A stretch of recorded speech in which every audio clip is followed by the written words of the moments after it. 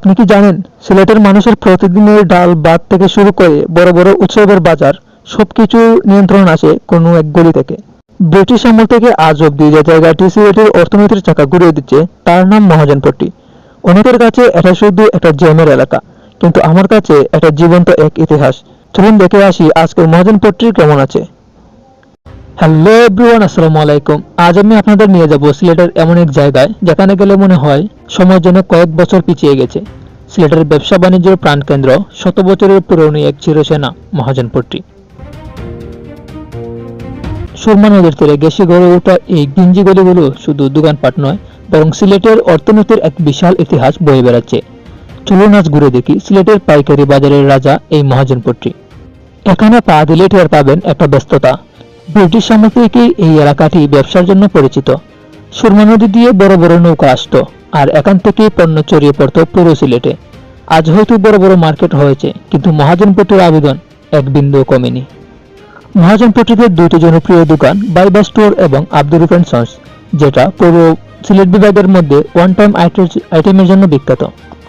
মসজিদ গলির এই পথ দিয়ে প্রতিদিন হাজার হাজার ক্রেতা এখানে আসেন শুধুমাত্র ওয়ান টাইম আইটেম কেনার জন্য। এটা হচ্ছে আব্দুর রুফ এন্ড সন্সের দোকানের দ্বিতীয় শাখা।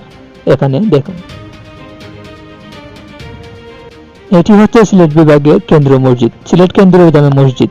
এখানে প্রতিদিন হাজার হাজার লোক একসঙ্গে নামাজ পড়ে। আর এখানে আসলে আপনারা দেখতে পাবেন স্বর্ণ অলংকার কিছু দোকান, যারা স্বর্ণ কিনে এবং বিক্রি করে। আপনারাও আসতে পারেন। তো তার একটু সামনে গেলে আপনারা দেখতে পারবেন বিভিন্ন ধরনের মাছ আছে এখানে, বিশেষ করে হাওরে তরতাজা মাছ পাওয়া যায়। এখন আমি আপনাদের নিয়ে যাব আকিব এন্ড ব্রাদার্সে, যেখানে গেলে আপনি আমার কথা বলে পেয়ে যাবেন 5% ডিসকাউন্ট।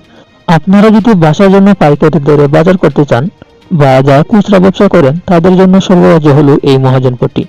এখনকার মশলার ঘ্রাণ আর মানুষের হাকডাক সব মিলিয়ে এক অন্যরকম অভিজ্ঞতা।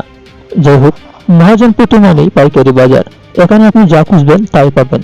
চাল, ডাল, তেল, নুন থেকে শুরু করে স্টেশনারি, কসমেটিক্স, এমনকি হার্ডওয়্যার পণ্যও এখানে পাওয়া যায় সাশ্রয়ী মূল্যে। আধুনিকতার ছোঁয়ায় সিলেট অনেক বদলে গেছে, কিন্তু মহাজনপট্টি তার পুরনো ঐতিহ্য ধরে রেখেছে। ব্যস্ততা, কোলাহল আর ঐতিহ্যের এই মেলবন্ধন দেখতে হলে আপনাকে একবার এখানে আসতেই হবে। তো আজকে একটু ঠান্ডাও পড়েছে, যার কারণে আমি খুঁজতেছি একটি রং চায়ের দোকান যেখানে পাওয়া যাবে রং চা। বাট আনফরচুনেটলি আমি রং চা পাইনি। এখানে গরুর দুধের চা পাওয়া যায়, তাই আমি 1 কাপ গরুর দুধের চা নিলাম আর আরামসে খেতে থাকলাম। তো আজকের ব্লগটি কেমন লাগলো কমেন্টে জানাবেন।